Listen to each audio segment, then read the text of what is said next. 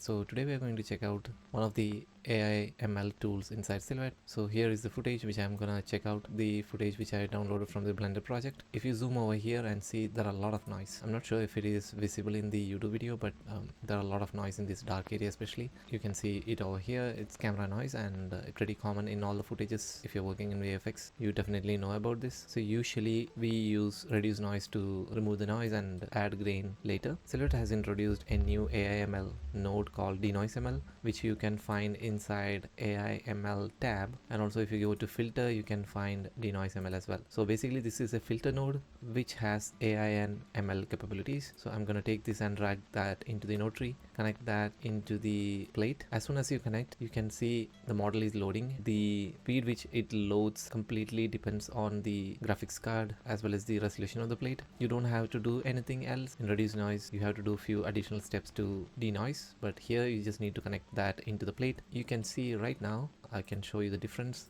All the noise is gone, and if I do playback, it's not 100%, but definitely this is really a great start. I would say it's a really complicated area. I'm gonna compare this result with the reduced noise later, but here you can see this did a pretty good job so far. Let me do a playback. If you see the plate, it has a lot of noise. With Denoise ML we are able to remove that. The good thing is that we can do all work inside Silhouette and render from Silhouette, including adding grain. If you work on such a pipeline where you have to redo the grain after your paint work. Now let's see the actual node and the properties. If you see, this is Denoise node and it has two outputs. One is output image, which we are seeing right now. There is also another option which is called noise image. This outputs only the removed noise. Sometimes this can be handy as well. You can do paint work.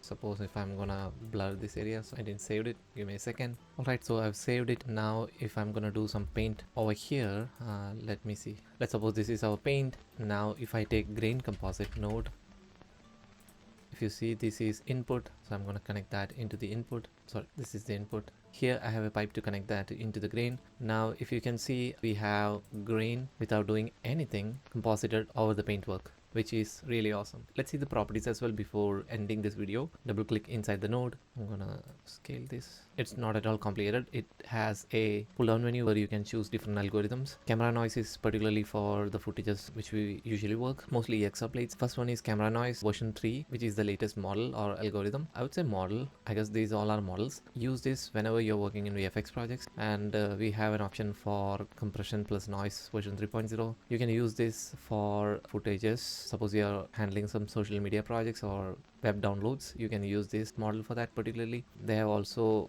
added a description for each of these models, which is very handy. This is just for a single image, but I would say go with the latest one, which is really efficient in most cases. And also you can read the description. Reduces fine sensor noise from footage produced by contemporary cameras. So yeah, this will be the option which you will be choosing if you're working on VFX pipeline. And also there is a slider for amount. If you don't want denoise to be 100%, you can type in maybe 80, which reduces the denoising. You can see some of the noise came back. You can compare that here, or you can even slide it. I'm not sure how it shows up in the YouTube, but yeah, there is a slider as well. Alright, so this is all about Denoise ML. Let's compare this result with reduce noise from Nuke. So here you can see I have Denoise ML. This is the reduce noise plate which I rendered from Nuke. You can see there is a slight difference. I'm gonna maybe increase the gain a little bit. This is the reduce noise and this is Denoise ML. Obviously I can try different options here. I mean, it's not that up to the level of reduce noise. Definitely if you are doing on some quick task where denoising doesn't matter much, I think you can go with Denoise ML. Surprising fact is that in some shots it was able to match the quality of reduce noise, which was really great. We don't have to use reduce noise in some footages, but I would recommend to test out in different footages to see where it works and what cases are best for Denoise ML and what are not. So yeah, this is all about Denoise ML. If you have any questions or feedbacks, please comment it down. I'll see you in my next tutorial. Thank you for watching.